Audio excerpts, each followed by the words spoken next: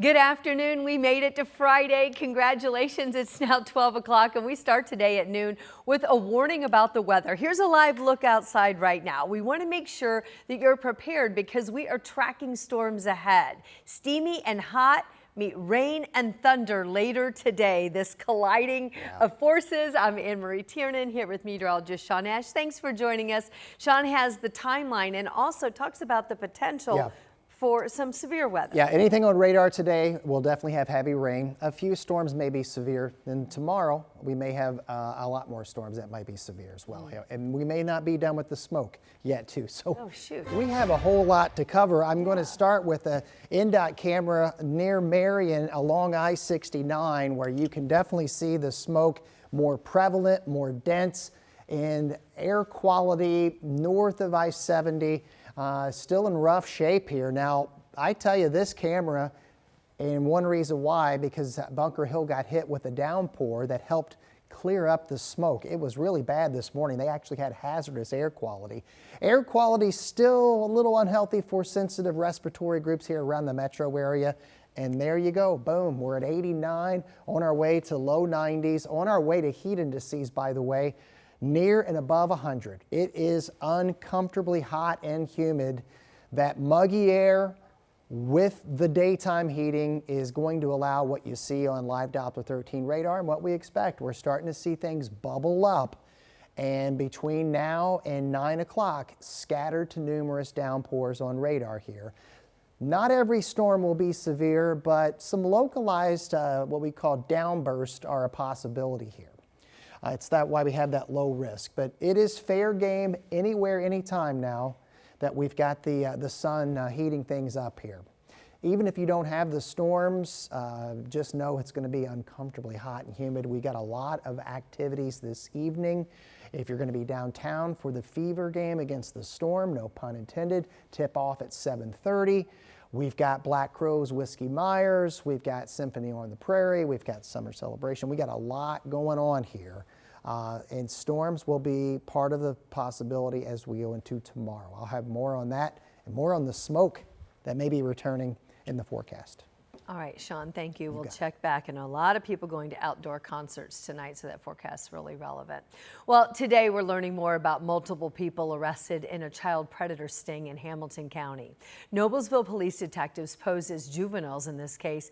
They pretended they were between the ages of 13 and 15 online. Detectives say the people they communicated with on apps and sites believed they were children. 4 men, ages 33 to 44, now are facing preliminary charges of sexual misconduct with a minor or the promotion of child sex trafficking. In Delaware County, a man is dead after getting trapped under his riding lawnmower. The sheriff's department says it happened yesterday on Stanley Road, about 10 miles east of Muncie. Investigators believe the man was mowing near a steep embankment when it slid over the edge. The mower and the man both ended up in the water. It's now being described as a tragic accident. The Indiana Department of Health reports that there are over 100,000 lawnmower accidents in the U.S. every year, so make sure you keep that in mind if you're out and about to have safety first as a priority. One person is dead after an early morning crash on Indy's north side. It happened around 6 this morning at the intersection of West 38th Street and Michigan Road. That's right between Newfields and Crown Hill Cemetery. Officers say the driver of the car that hit the pedestrian stayed on the scene and is cooperating with the investigation. Now we're working to learn more about what led up to this deadly crash. The juror who caused a mistrial for a mom charged in the death of her daughter appeared in court yesterday. This juror charged with indirect contempt of court after allegedly approaching a witness outside of the courtroom. The mom is Toni McClure, and she's charged in the death of her 5-year-old daughter, Kinsley Welty. But during the trial, this juror allegedly asked a witness's opinion about an appropriate sentence for McClure. The judge then granted the defense's request for a mistrial. The juror is asking for more time to review the charge against him. So now that's being granted. Another hearing is set for September. Indianapolis Mayor Joe Hogsett is now vetoing a proposal that could have increased the vehicle excise tax that we all pay when we register our vehicles in Marion County.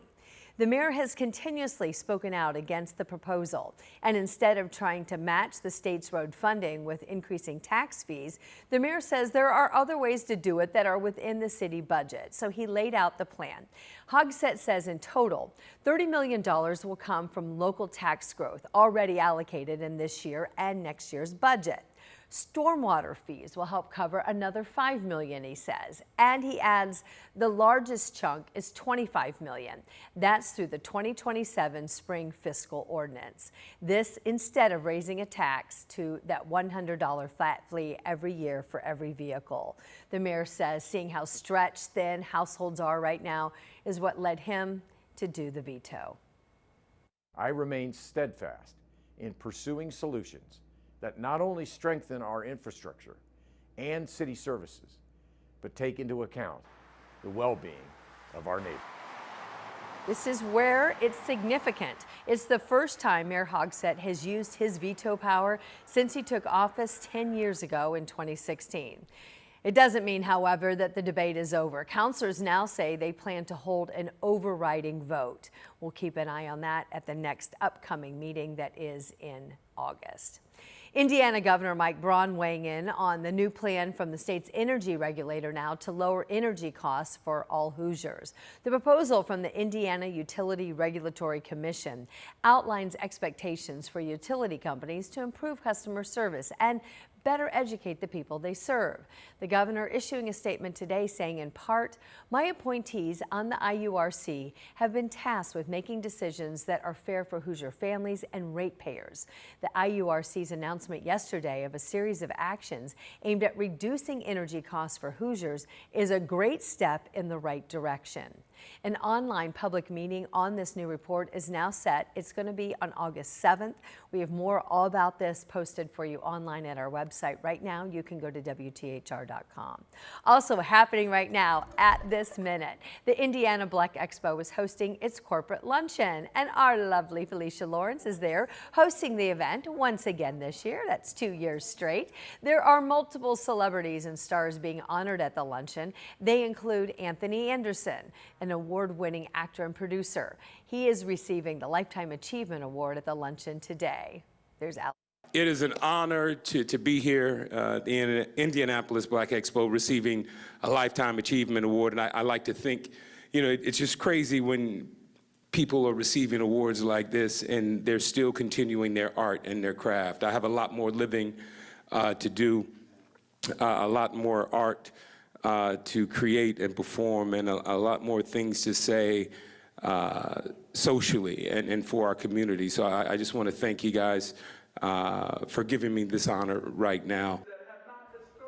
So congratulations to Anthony, and more stars are being honored today. They include Matthew Knowles, Beyonce's father, Jeffrey Johnson Sr., Delroy Lindo, October London, and Terry Carmichael Jackson. So congratulations. And it's not over with the luncheon that's underway right now at the Convention Center. The events do continue tonight. The very popular IBE's Music Heritage Festival outdoor concert. So the lineup features tonight Kim, King George, October London, and Midnight Star. The concert is this year once again at IU Michael Carroll Stadium. The event gets underway at 6 o'clock. Tickets start at $20, and I'm going to be there to help kick things off, so please come up and say hi if you're out and about. It is going to be hot. You heard Sean's forecast. Make sure you're prepared. We're also keeping an eye on the storms for tonight as well.